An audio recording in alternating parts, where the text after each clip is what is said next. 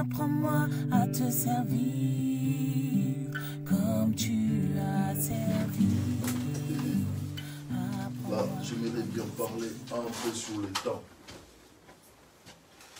Et des fois, nous avons des notions de temps par rapport à nos occupations, par rapport à certaines choses dans la vie. Mais pour certaines choses aussi, nous oublions ce que c'est le temps. Il y a des fois, les gens, ils sont dans des situations difficiles, ils sont dans des situations un peu dures. Mais des fois, ils se disent qu'ils attendent les temps de Dieu pour chercher la face de Dieu. Ils attendent les temps de Dieu pour chercher l'intervention de Dieu. Mais je vous rappelle qu'il y avait en Égypte un peuple. Il y avait un peuple en Égypte. C'était le peuple d'Israël. Et ce peuple avait une promesse. Nous connaissons bien l'histoire. Et la promesse, Dieu avait fait à Abraham. Et Dieu avait dit à Abraham que ta postérité va séjourner pendant 400 ans en Égypte. Et après 400 ans, je viendrai les libérer sous les jougs de l'Égyptien. Et ces peuples s'étaient retrouvés en fait en Égypte, selon la parole de Dieu. Et ils ont vécu 400 ans. Et après 400 ans, les temps de Dieu étaient déjà là. Mais ils attendaient toujours le libérateur, ils attendaient toujours le temps de Dieu. Alors que 400 ans étaient déjà arrivés. Aussi longtemps qu'ils n'avaient pas la conscience de comprendre le temps de Dieu, ils continuaient toujours à attendre le temps de Dieu. Et lorsque l'ancien pharaon était décédé, il y a eu un autre pharaon qui l'avait succédé au trône, les nouveaux Xerxès. Et celui-là, il avait endurci les travaux. Il avait endurci les travaux durs et les travaux forcés. Et ils avaient commencé à souffrir. Et du coup, ils se sont rendus compte. Et quand la souffrance avait endurci, avait augmenté, ils se sont rendus compte qu'ils avaient une promesse, que Dieu les avait promis. Que 400 ans après, ils seront libérés de l'emprise égyptienne. Et c'était alors passé 440 ans. Et ils ont commencé à pleurer. Alléluia. J'aimerais qu'on essaye de lire dans le livre d'Exode. Exode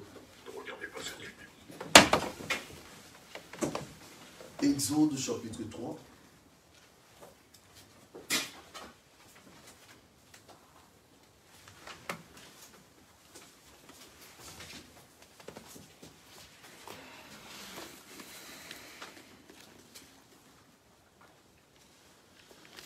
Alors, Exode chapitre 3, verset 7, d'abord, ce que tu as trouvé avant moi, qui peut nous aider à la lecture. Exode chapitre 3, verset 7. Ouais, commence d'abord par le verset 7. Je lis. L'Éternel dit, j'ai vu la souffrance de mon peuple qui est en Égypte, et j'ai entendu les cris qu'il pousse devant ses oppresseurs. Oui, je connais ses douleurs. Je suis descendu pour délivrer de la domination des Égyptiens et pour le faire monter de ce pays jusque dans le bon pays, jusque dans un bon et vaste pays, un pays où coule le lait et le miel. C'est l'endroit qu'habitent les Cananéens, les Hittites, les Amoréens, les Phéréziens, les Éviens et les Jébusiens. Vas-y jusqu'au verset 8, jusqu'à 9. Je suis à la fin du verset 8. Ouais. Je continue. Hein. Oui, vas-y. Maintenant, les cris des Israélites sont venus jusqu'à moi. Attends, doucement. Là, c'est Dieu qui s'adressait à Moïse. Il a dit, maintenant, les cris des Israélites sont arrivés jusqu'à moi. Et leurs cris étaient arrivés jusqu'à Dieu tout simplement parce qu'ils avaient pris la conscience qu'ils ne devaient plus continuer à vivre sous l'esclavagisme. Ils avaient pris la conscience qu'ils ne devaient plus continuer à être sous la domination égyptienne. Et ils avaient compris qu'ils avaient un Dieu, qu'ils avaient une promesse que Dieu avait promis à leur père Abraham. Et le temps de Dieu, c'est la prise de conscience. Et des fois, nous attendons le temps de Dieu. Le temps est déjà là, mais tu n'as pas la conscience que le temps est là. Il faut chercher la face. Il faut entrer en profondeur. Il faut chercher la face du Seigneur pour que Dieu vienne intervenir dans ta vie, pour que Dieu vienne décanter ta situation. Il y a des situations qui demeurent précaires. il y a des vies qui demeurent précaires, il y a des choses qui ne changent pas tout simplement parce que la personne, elle attend les temps de Dieu. Or, les temps de Dieu, c'est la prise de conscience. C'est lorsque nous prenons conscience que nous avons un Dieu, que dans les cieux, il y a un Dieu que nous devons chercher, que dans les cieux, il y a un Dieu que nous devons adresser nos cris et nos pleurs. C'est à ces moments-là qu'il descend pour agir. Alléluia. Tu peux continuer, frère. Je reprends au verset 9. Maintenant, les cris des Israélites sont venus jusqu'à moi et j'ai aussi vu l'oppression que leur font subir les Égyptiens. Maintenant, attends, papa. Il y a des enfants de Dieu qui vivent sous l'oppression. Il y a certaines personnes qui vivent sous l'oppression spirituelle. Il y a des gens qui ne dorment pas la nuit. Il y a des gens qui dorment la nuit, ils se retrouvent dans une rivière, dans les eaux, en fait. Et cette personne, il est tout le temps à l'église. On se demande, mais comment toi, tu es sous l'oppression du diable, mais tu ne prends jamais la conscience pour chercher la face de Dieu. Tu ne prends jamais la conscience pour chercher à ce que ta situation change et tu trouves ça normal. Il y a des choses anormales et les gens, ils trouvent ça normal et ils continuent à vivre dans des conditions, dans des états anormaux. Et ils te disent que non, j'attends le temps de Dieu, ce n'est pas encore le temps de Dieu pour moi. Alors que le temps de Dieu est là. C'est juste une question de prendre conscience. Et les circonstances ne changent que lorsqu'on prend la conscience de chercher Dieu. Et il y a certaines vies qui ne peuvent changer que lorsqu'on prend la conscience de chercher la face de Dieu, d'aller encore plus loin avec le Seigneur. Israël, ils avaient un Dieu. Ils n'adoraient pas les dieux égyptiens. Et quand tout allait bien, ils se disent, ben voilà, on peut encore rester en Égypte. Parce que la cause qui les avait emmenés en Égypte, c'était la famine. C'était à cause de la famine qu'ils étaient allés en Égypte pour aller se mettre à l'abri, en fait. Aller chercher à manger. Et quand tout allait bien, ils restaient comme ça et ils vivaient normalement. Et quand les choses étaient devenues un peu dures, la vie avait commencé en fait à changer. Parce que l'ancien roi qui avait accepté Joseph en Égypte, et ce roi, il était décédé. Et du coup, le nouveau roi, il avait compris que le peuple juif, c'était un peuple très fort et très intelligent. Et plus il s'est multiplié, il devenait de plus en plus fort. Alors, au risque que ce peuple, un jour dans l'avenir, pourrait faire soit un coup d'État pour renverser les rois, ou soit prendre le pouvoir et coloniser les Égyptiens dans leur propre pays. Et du coup, alors, le roi voulait les coloniser davantage, alors il a endurci les travaux durs, il a endurci les travaux forcés pour les dominer de plus en plus. Et ces peuples, ils avaient un Dieu, ils avaient une promesse. C'était le peuple dont Dieu s'est choisi lui-même. C'était le peuple dont Dieu disait que c'est mon premier-né de toutes les nations de la terre. Et Dieu s'était choisi Israël comme son peuple. Et Israël le savait. Et voilà pourquoi il se disait, bah, même si c'est dur, même si c'est comment on doit rester, le Seigneur viendra toujours à notre secours. Et des fois, les chrétiens, nous le savons que nous avons Christ en nous. Nous avons Jésus, mais il y a certaines choses, il y a certaines situations dans nos vies qui ne peuvent changer que lorsqu'on prend la conscience de chercher ce Jésus. Jésus, il était dans une barque avec ses disciples, lorsqu'ils avaient demandé de passer de l'autre bord. Et souvent, nous chantons ça. Allons de l'autre bord. N'est-ce pas? Il y a une chanson un peu comme ça. C'est dans le livre de Marc et Matthieu aussi. Et lorsque Jésus les a demandé d'aller de l'autre bord, de passer de l'autre bord, et du coup, il y a eu le vent qui soufflait, et il y a eu des vents qui soufflaient, et ça voulait même renverser la barque. Et Jésus, il était là avec eux. Pendant que Jésus, il était là, et ils ont commencé à pleurer parce qu'ils ont vu la vague. Ils ont vu le vent qui soufflait, qui menaçait en fait. Et ils vivaient dans une menace de naufrage. Et avec ses pères, ils sont allés pour réveiller parce que Jésus dormait. Maître, réveille-toi, sinon nous allons périr. Et il y a des enfants de Dieu qui sont comme ça. Ils savent qu'ils ont Jésus. Et devant les situations difficiles, au lieu d'aller chercher, au lieu de chercher la face de Dieu, au lieu d'aller prier, des fois ils commencent à pleurer. Et les gémissements et les lamentations et les cris des enfants d'Israël qui étaient arrivés jusqu'à Dieu, ce n'était pas de pleurs. Ils criaient, ils disaient, où es-tu le Dieu de notre Père Abraham? Où es-tu le Dieu de nos ancêtres? Comment tu nous as abandonnés? Tu nous as laissés sous les jougs égyptiens. Et Dieu, étant que c'est un Dieu fidèle, c'est un Dieu qui ne se répand jamais de son alliance. Et Dieu s'est souvenu, Dieu se rappelait de l'alliance qu'il avait inaugurée, il avait conclue avec Abraham. Et à cause de l'alliance, Dieu s'est souvenu de ce peuple. Il envoie Moïse, va leur libérer sous l'emprise égyptienne. Il y a certaines choses qui ne peuvent décanter que lorsqu'on prend la conscience que maintenant il faut chercher la face de Dieu. Maintenant il faut chercher la face du Seigneur. Il y a de ces gens qui vivent dans des situations anormales, des conditions anormales, qui demandent l'intervention de Dieu. Mais ils croisent des bras, ils se disent, ben on attend le temps de Dieu. Le temps de Dieu sur la prise de conscience. 400 ans étaient déjà épuisés. Ils étaient déjà dans les 440 ans, alors que la promesse était de 400 ans. Ils avaient croisé les bras parce que tout allait bien en fait.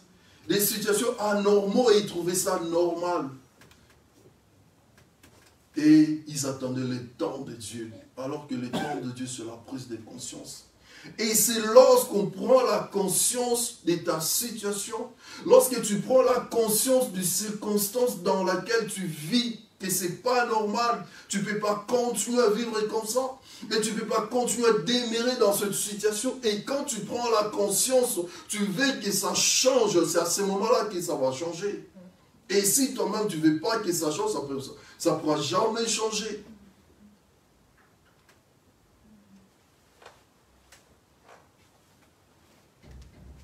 Le temps de Dieu, c'est lorsqu'on prend la conscience de s'appuyer sur le maître du temps et des circonstances.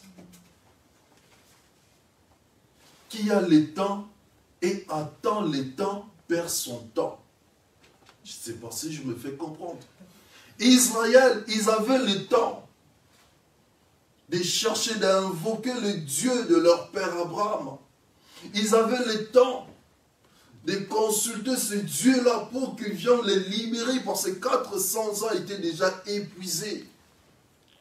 Mais ils attendaient le temps. Et pendant qu'ils attendaient le temps, ils perdaient le temps.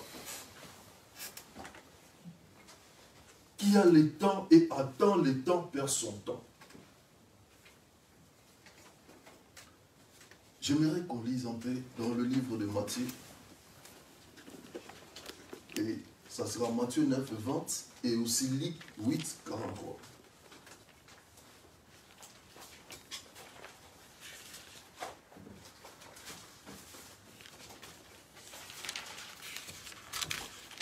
Si quelqu'un trouve avant moi, il peut nous aider à la lecture. Matthieu 9, 20. Ouais.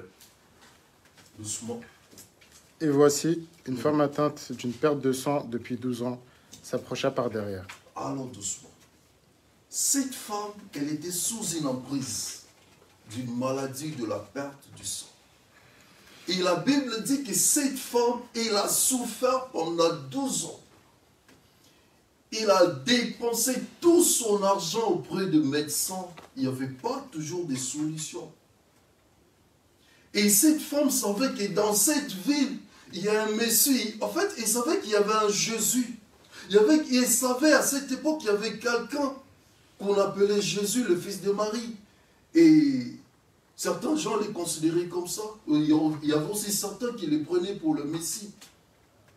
Et cette femme le savait. Et pendant tout ce temps, elle continuait à dépenser son argent. Elle continuait à enrichir le médecin. Tout son argent avait fini. Alors qu'elle avait le temps d'aller vers Jésus. pendant tous ces temps. Et elle n'était jamais partie. Et à telle enseigne que tout son argent était fini.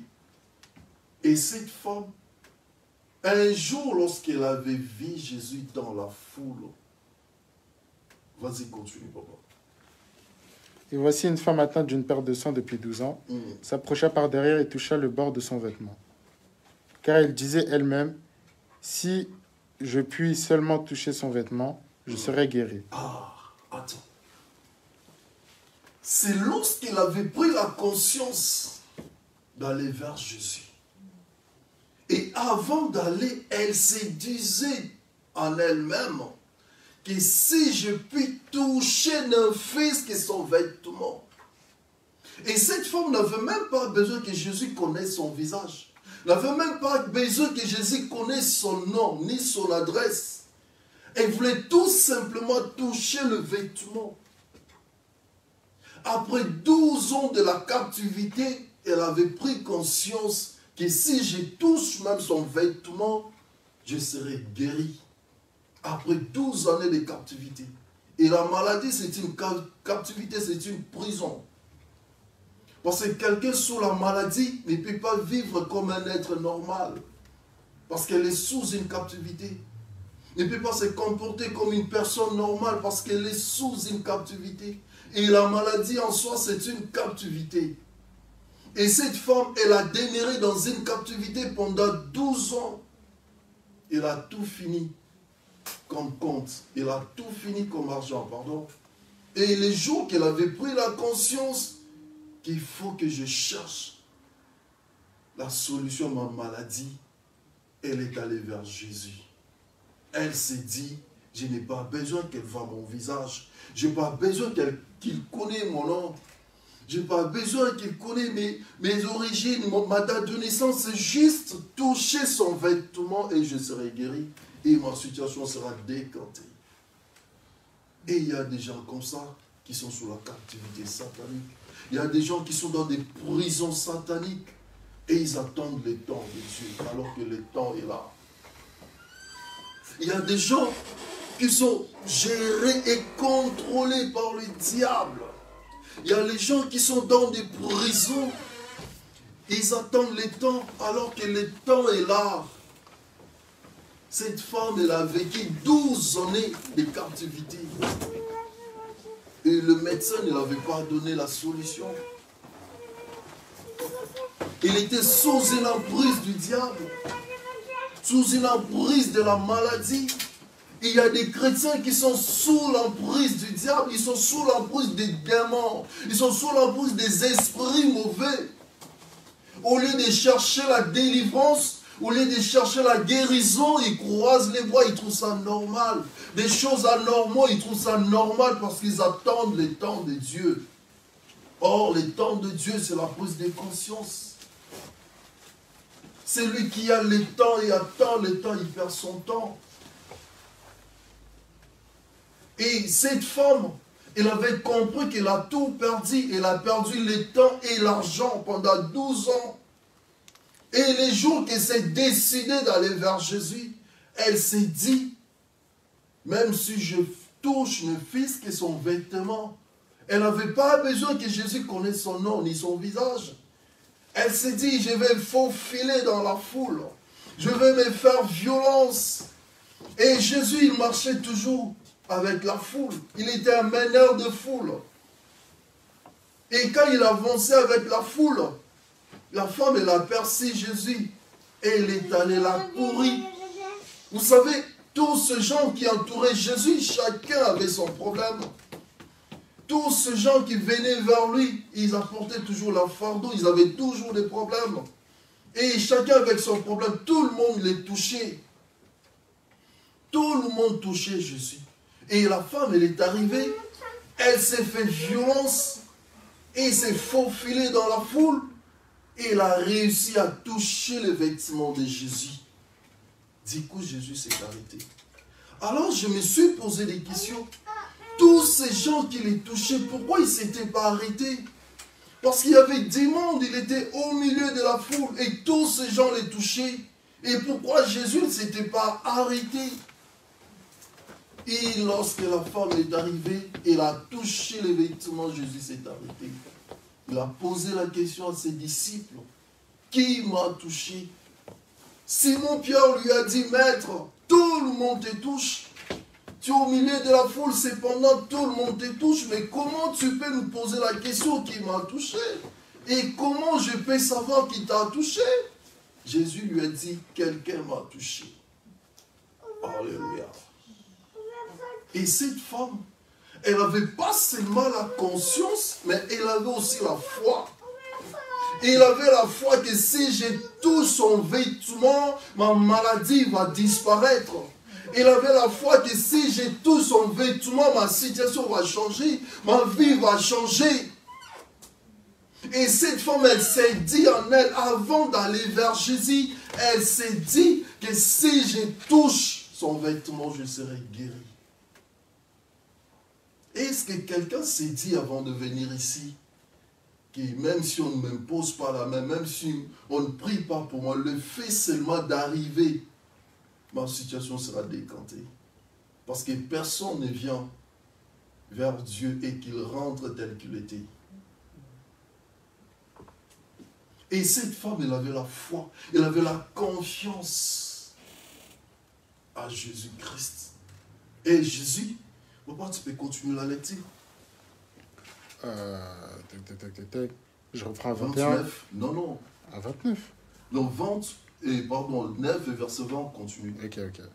Donc je reprends à partir de 21. 21, voilà. Ouais. Car elle disait en elle-même, si je puis seulement toucher son vêtement, je serai guéri. Jésus se retourna et dit en la voyant, prends courage, ma fille, ta foi t'a guéri. Et cette femme fut guérie à l'heure même. À l'heure même. Luc 8, 43, s'il te plaît. C'est toujours le même passage. Luc 8, 43. Oui, le version un peu différente.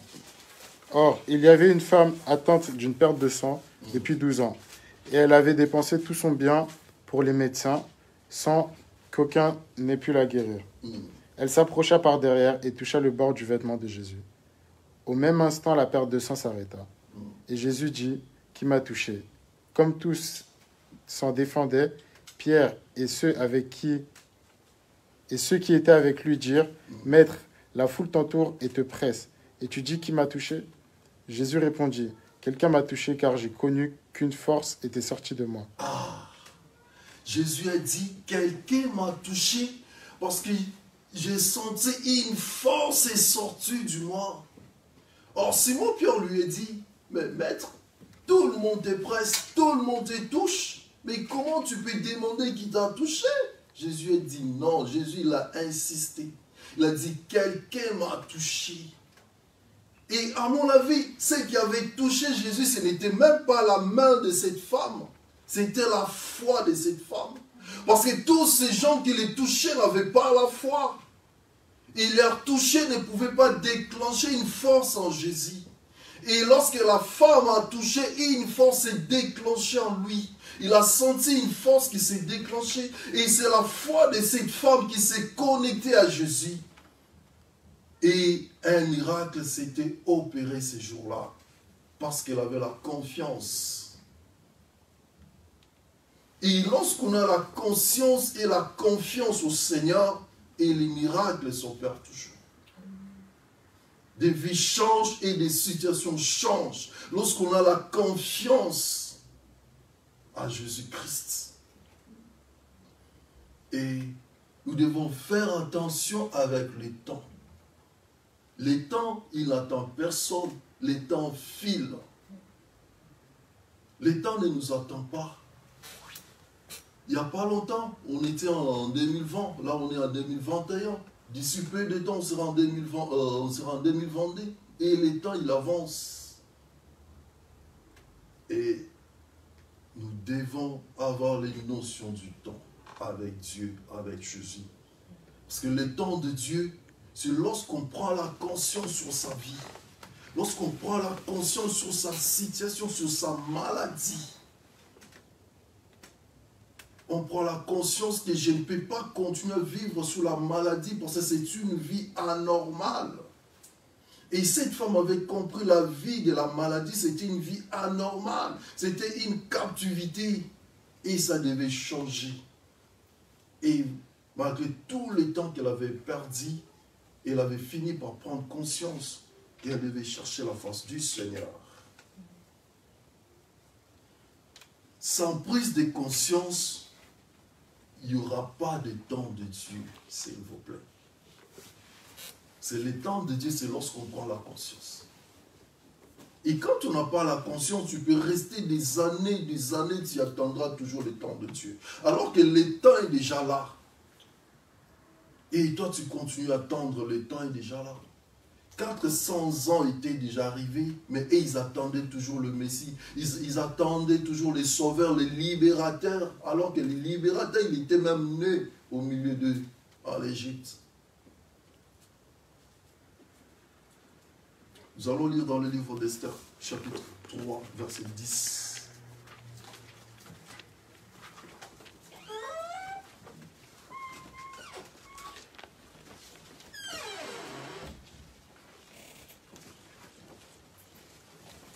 Quelqu'un qui a trouvé peut nous aider à la lecture.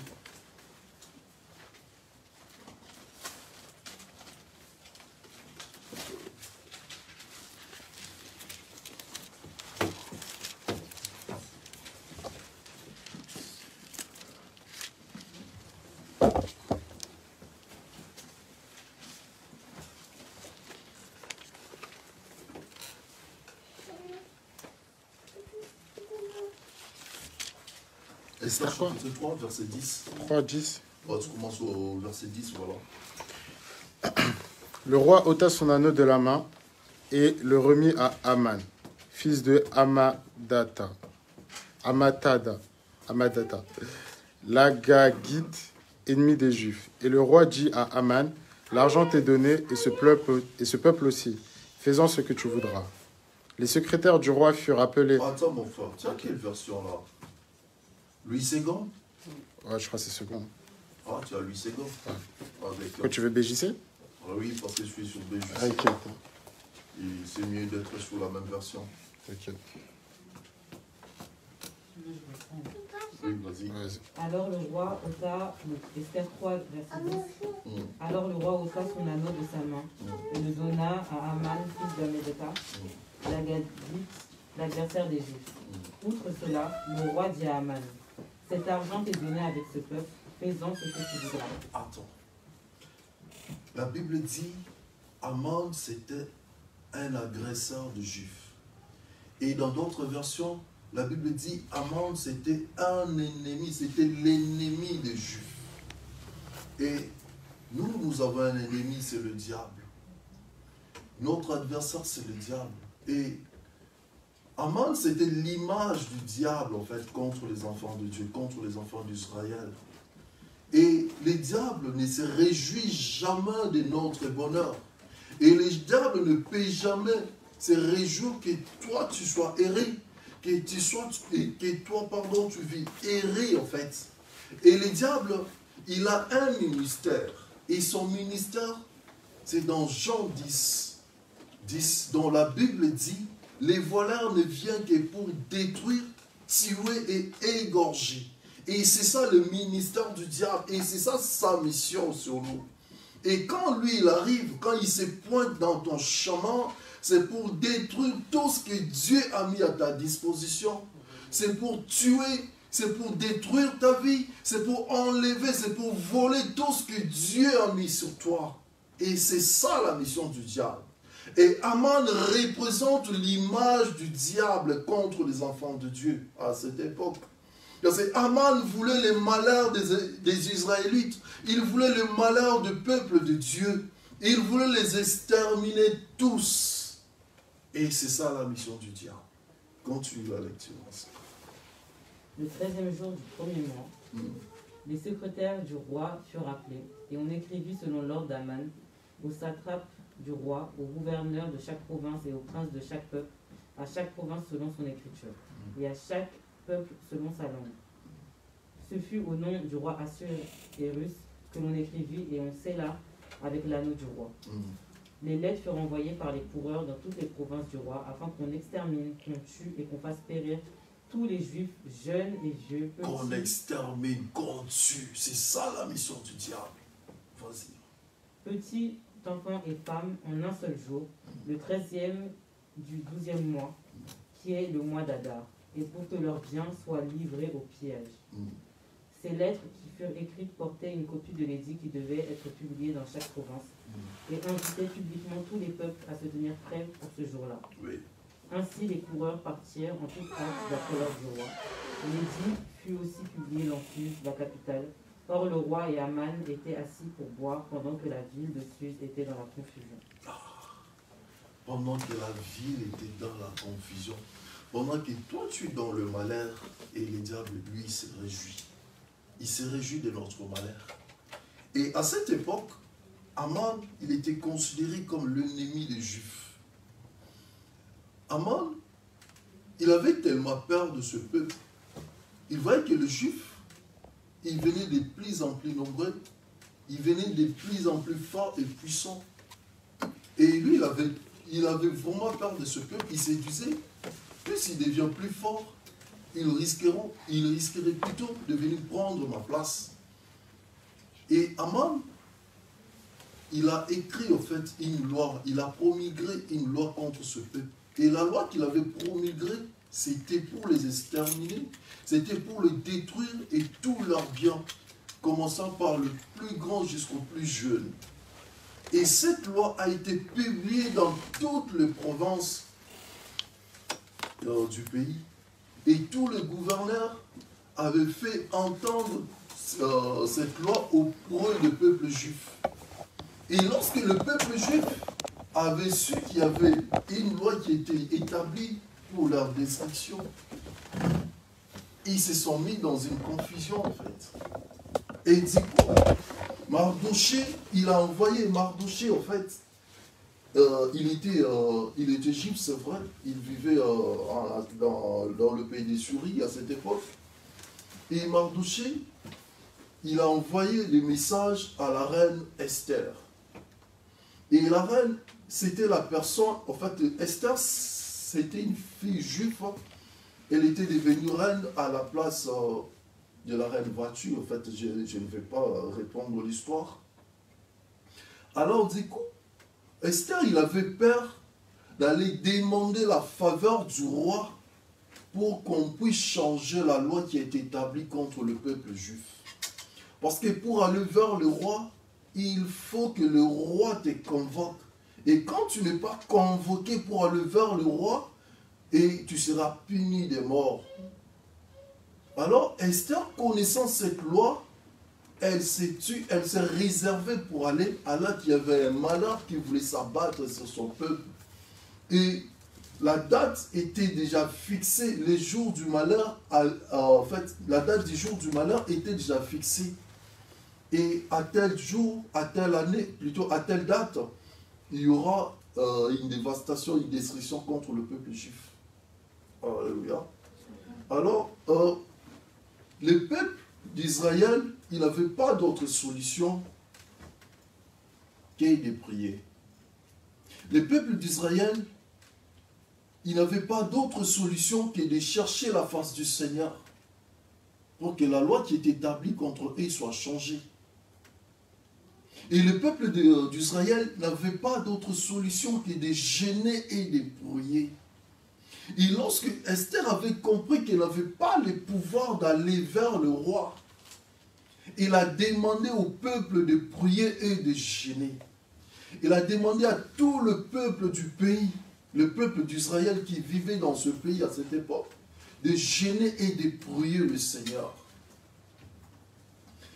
Alors, qu'est-ce que je vais dire par là? Il y a certaines choses dans nos vies, dans nos familles, qui peuvent changer qu'avec la prière. Il y a certaines lois que le diable, le destructeur, notre ennemi, il y a certaines lois qu'il établit dans nos vies, il y a certaines lois qu'il établit dans nos familles qui ne peuvent être détruites et changées qu'avec la prière. Il y a dans certaines familles, il y a des gens qui n'atteignent jamais l'âge de 50 ans. Et leur ancêtre, leur grand-parent, il était décédé à l'âge de 49 ans.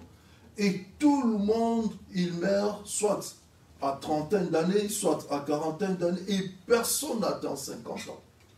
Il y a dans certaines familles, il y a des lois qui sont établies. Que personne ne peut se marier dans cette famille. Et personne ne peut émerger, personne ne peut progresser. Parce qu'il y a une loi qui a été établie par l'ennemi. Et cette loi ne peut changer qu'avec la prière. Et lorsqu'on prend la conscience que la situation de la famille n'est pas normale, lorsqu'on prend la conscience que ta situation n'est pas normale, on se met à la prière. La prière change de situation. La prière change de circonstances. Parce que ton ennemi, le diable, il ne voudra jamais que toi tu sois en paix. Il ne voudra jamais que toi tu sois heureux. Alléluia. La prière change de vie. La prière change de circonstances. Il y a des enfants qui naissent à un certain âge et le diable le visite. Il devient bandit, il devient voyou. Et parfois, les parents de l'enfant, ils commencent à se poser trop de questions sur l'enfant.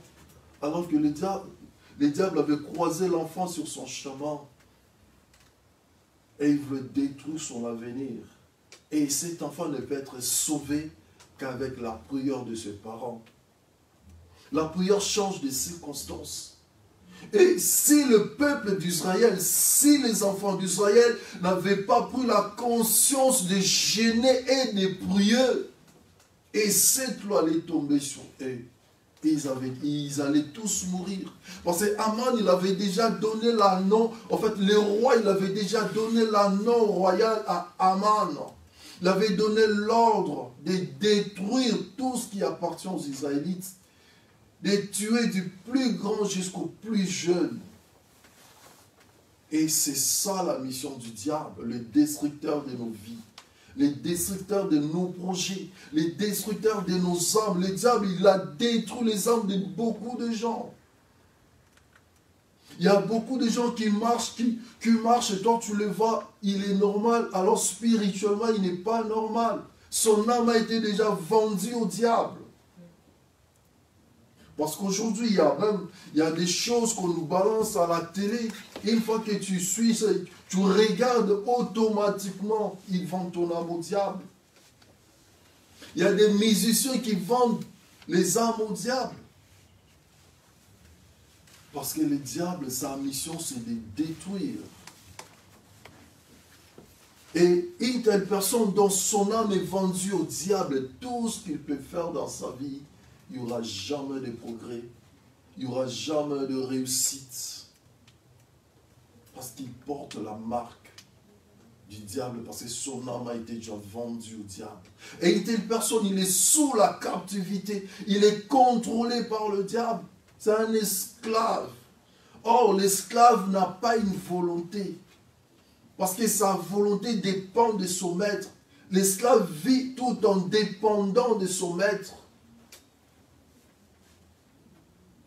Et il y a des enfants de Dieu qui sont dans ces conditions, dans ces situations. Et sans la prière, rien ne peut changer. Sans la prière, rien ne peut s'améliorer. Il sera tout le temps sous la captivité de la maladie, sous la captivité de la sorcellerie, sous la captivité de l'occultisme, de la magie. Parce qu'il est dans l'esclavage. Et de telles personnes, ils ont besoin de l'intervention de Dieu dans leur vie. De l'intervention divine pour qu'ils évoluent. Alléluia. Le temps de Dieu, c'est la prise de conscience. Lorsqu'on n'a pas la conscience que la situation peut changer, il s'en changera jamais. Lorsqu'on n'a pas la conscience qu'il faut chercher la face du Seigneur, la situation ne changera jamais. Elle va demeurer précaire des années, des années.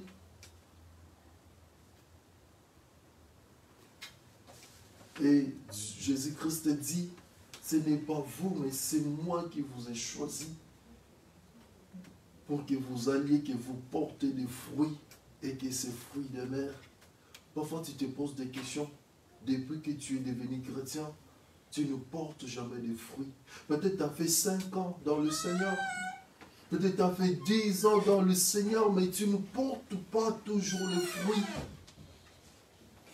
Et des fois, les gens, ils commencent à mettre même ta foi en question. Les gens se posent des questions. Est-ce que tu es chrétien ou pas? Parce qu'ils voient en toi aucun fruit. Tout simplement parce qu'on est sous la captivité. On est capturé par l'ennemi. On est dans l'esclavage. Or, l'esclave dépend de la volonté de son maître et non de sa propre volonté.